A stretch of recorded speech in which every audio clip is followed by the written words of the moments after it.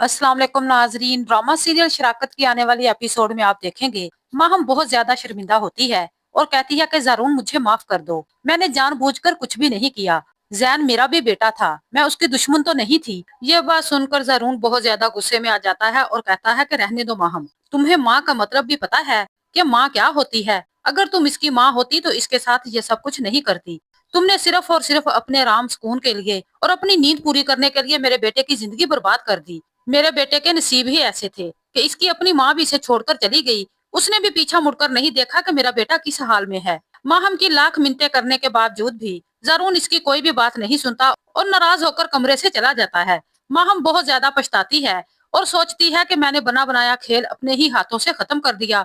अब जरून को मुझ पर शक हो चुका है। दूसरी तरफ आप ये भी देखेंगे, जरून ये सोचने पर मजबूर हो जाता है कि क्या वाकई शफक ने मेरे साथ बेवफाई की है या हमारे साथ कोई खेल खेल रहा है। एक दफा जैन ठीक होकर घर आ जाए तो फिर मुझे इस मामले को भी सुलझाना होगा। इधर आप देखेंगे, जब से अजरा ने बताया है जरून को कि तुम दोबारा से बाप बनने वाले हो तो वो बहुत ज्यादा बेचैन हो जाता है और सोचता है कि ये भी क्या आजमाइश है। एक तरफ तो मेरा बेटा हॉस्पिटल में पड़ा है और दूसरी तरफ मुझे फिर बाप बनने की खुशखबरी मिल रही है। मैं करूँ तो क्या करूँ? काश कि मैं एक दफा शफक की बात सुन लेता तो शायद कोई ना कोई मामले का हल हो जाता। शायद गलती मेरी ही थी, मुझे जज्बात में आकर इतना बड़ा फैसला नहीं करना चाहिए था। जारा ने मुझसे कहा भी था कि बाज औकात आंखों देखा भी गलत होता है। अगर माहम जैन के साथ इतना बड़ा खेल खेल सकती है तो शफक को मेरी जिंदगी से निकालने के लिए भी बहुत कुछ कर सकती है। हो ना हो इस सारे मामले के पीछे माहम है। इधर आप देखेंगे कि अजरा की भी हालत खराब हो जाती है तो मासूमा कहती है माहम से कि माहम तुम बाज क्यों नहीं आती? एक तो वो मासूम बच्चा तुम्हारी वजह से जिंदगी और मौत की जंग लड़ रहा है, न जाने उसका क्या बनेगा। अगर जैन के साथ कुछ भी ऐसा वैसा हुआ ना तो माहम मेरी बात कान खोल कर सुन लो, ये लोग तुम्हें कभी भी कबूल नहीं करेंगे और जरून तुम्हें अपनी जिंदगी से निकालने में 2 मिनट भी नहीं लगाएगा।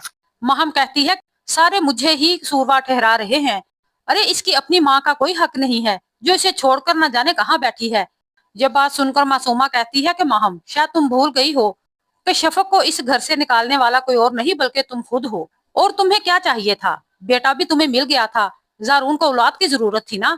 जैन भी तो तुम्हारा और जारून का ही बेटा था ना, तुम इसकी केयर नहीं कर सकती थी क्या? अगर तुम्हारी सगी औलाद होती तो तुम उसके साथ भी यही सलूक करती। माहम कहती है कि बस अम्मी, जारून को हासिल करने के लिए मैंने क्या कुछ नहीं किया, क्या कुछ अपनी जान पर नहीं सहा। जब जब इसे मैं शफक के साथ देखती थी तो मेरे तन बदन में आग लग जाती थी। ये बात सुनकर मासूमा कहती है कि इसी बात का तो तुमने बदला लिया है और निशाना बना दिया तुमने इस मासूम को।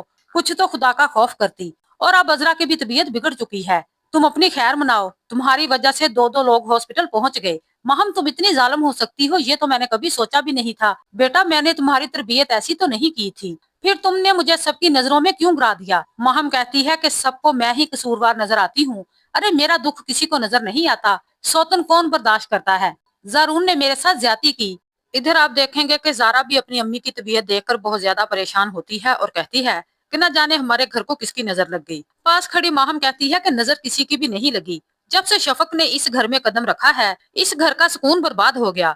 जारा कहती है कि माहम भाभी ये ऐसी बातें करने का वक्त नहीं है। सुकून इस घर का किसने बर्बाद किया है ये भी आप अच्छी तरह से जानती हैं। रमीज कहता है कि माहम बाजी कुछ तो ख्याल करें, इतनी परेशानी है और आपको लड़ाई सूझ रही है। माहम इतनी बुरी नजरों से देखती है रमीज की तरफ तो रमीज खामोश हो जाता है। दूसरी तरफ राशिद को भी सुकून नहीं मिल रहा क्योंकि वो बार बार कॉल करता है शफक को तो शफक इसका फोन अटेंड नहीं करती तो वो तंग आकर कॉल कर देता है माहम को। लेकिन वो ये नहीं जानता कि वहाँ क्या कुछ चल रहा है। माहम दूर जाकर राशिद से बात करती है और कहती है कि भाई तुम तो सब्र कर लो, एक तो तुम मेरे लिए अजाब बन चुके हो। अगर मैं तुम्हारा फोन अटेंड नहीं कर रही तो तुम समझ जाओ कि मेरे पास कोई बैठा है। जैन की तबीयत बहुत ज्यादा खराब है, इस वक्त कॉल मत करो। अगर इन लोगों को मुझ पर शक हो गया तो फिर हमारा बचना मुश्किल है। नाजरीन आपको मेरी वीडियो अच्छी लगे तो मेरे चैनल को सब्सक्राइब करें, वीडियो को लाइक और शेयर करें।